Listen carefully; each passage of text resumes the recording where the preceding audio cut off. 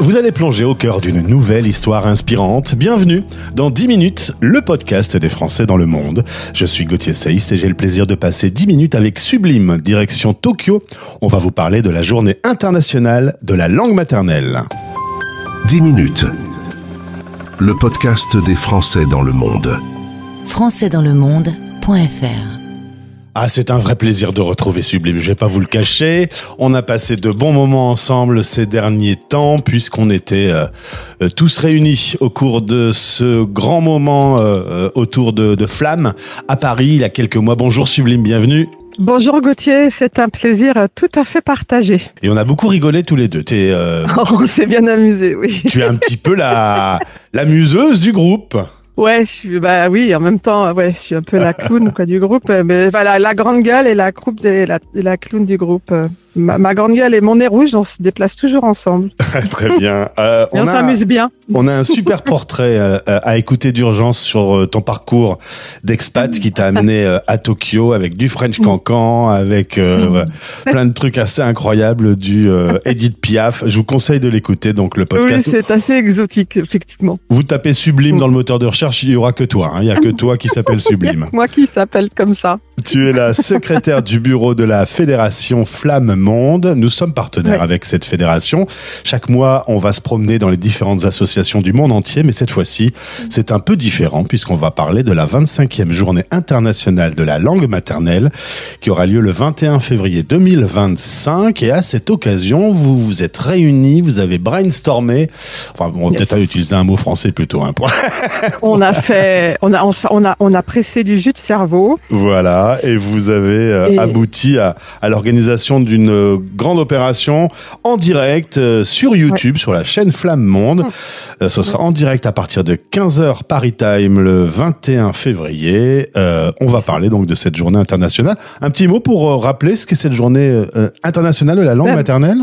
La journée internationale de la langue maternelle met l'accent effectivement sur la langue maternelle, et quand on parle langue maternelle, ça vaut pour plus que les Français. On le verra dans l'entretien qu'on a avec Fabrice Jomeau qui a écrit La Révolution bilingue et qui est un livre qui a été traduit en 11 langues, donc ça s'applique vraiment. Enfin voilà, le bilinguisme, on va parler bilinguisme, multilinguisme, plurilinguisme, pluriculture, multiculture, langue d'héritage, francophonie aussi bien sûr. Voilà, c'est tout ça. C'est même troisième culture avec les enfants multiculturels qui grandissent encore dans un autre pays que leurs parents et qui développent une identité propre. Voilà, on va parler de tout ça pendant, normalement, si le stream tient bien, ça devrait durer à peu près 3 heures, voilà, de 15 à 18 heures, heure française. Et bien ensuite, sûr, ça sera en replay. Voilà, c'est ça. Voilà.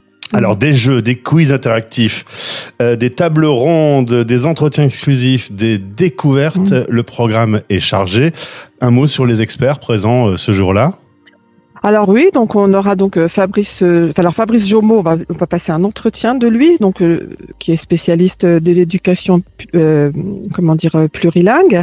On aura Christine Perego qui est de l'association l'association La Caravane des 10 mots.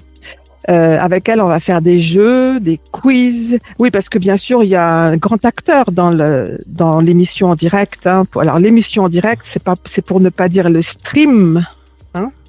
Et en fait, il y a un grand acteur dans le stream, dans l'émission en direct, c'est le chat. Voilà. Donc il y aura des jeux interactifs, il y aura des réponses au chat, il y aura ce sera vraiment une émission interactive. Il y aura aussi donc une table ronde sur les langues d'héritage. Le titre, c'est Les langues d'héritage, des clés pour la diversité, la transmission et la cohésion sociale. Voilà, dans cette table ronde, on aura des gens vraiment venus d'horizons très différents et c'est d'une grande richesse. On aura déjà nos deux expertes, nos deux membres expertes à Flammonde que sont Claudie Harari qui vit en Israël et qui est une grande figure engagée dans la promotion de la langue et de la culture française en Israël. On aura Isabelle Barthes qui, elle, est une formatrice, consultante, guide en langue, multilinguisme, politique, linguistique, éducation plurilingue, etc. Et elle pourra mettre l'accent, elle, surtout sur son sujet sur les langues d'héritage. Un artiste, Khalid Bazi, qui est lui fondateur de l'association Batteurs pour la paix et qui nous parlera de l'impact des langues sur la paix sociale et notamment dans les quartiers populaires et la manière dont elles peuvent renforcer le dialogue interculturel, la manière aussi dont des situations plurilingues comme ça peuvent être valorisées. Les langues d'héritage peuvent être valorisées et être un plus pour les jeunes qui en sont porteurs. Et puis, on retrouvera Christine Perego, donc de la Caravane des 10 mots dans cette table ronde, qui elle, est enseignante, formatrice, docteur en didactique des langues et des cultures et qui mettra l'accent sur la formation des enseignants et la valorisation des compétences plurilingues pour la réussite de tous les élèves. Donc ça va être vraiment le gros morceau de cet événement. On va se faire plaisir, on va lire des poèmes, on va lire des extraits de textes. On va aussi avoir un entretien avec Benjamin Boutin, qui est auteur de la bande dessinée qui s'appelle À la découverte de la francophonie.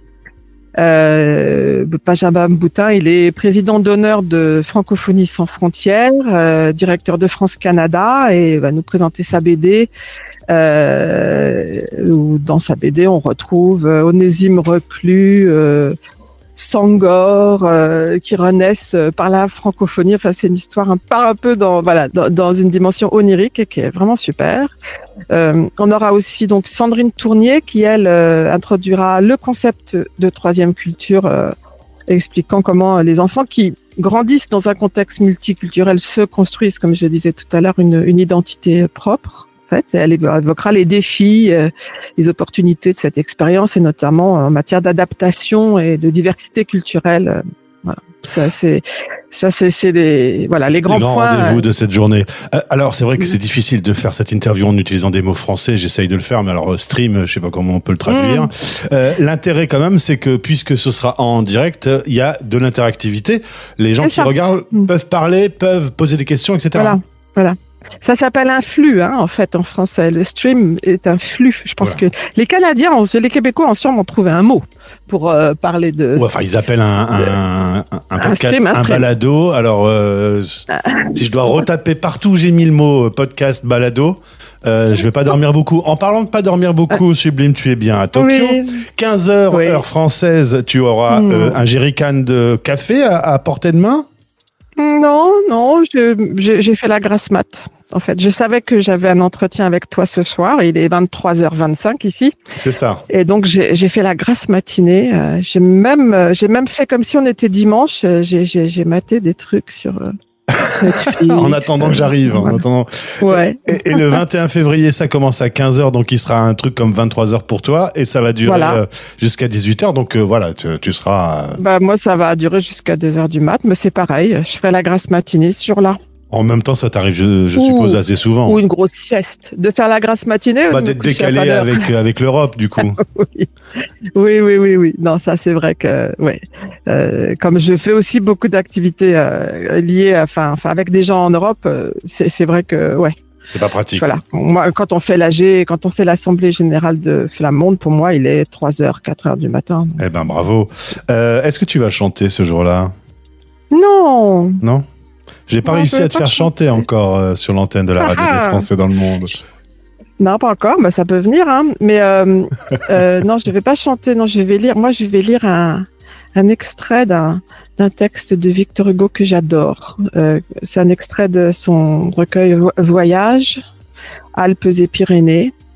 Et c'est des lettres qu'il écrivait à sa femme, je crois. C'est ce recueil-là et en fait il parle de l'alphabet et il décrit comment finalement le monde entier et tout l'univers sont compris dans l'alphabet. Quoi. C'est un très beau texte. Moi, j'adore ce texte. Voilà. Donc, je vais lui faire plaisir. Pour terminer cette interview, ça a été l'année quand même de Flamme. Il y a eu ce grand rendez-vous à Paris.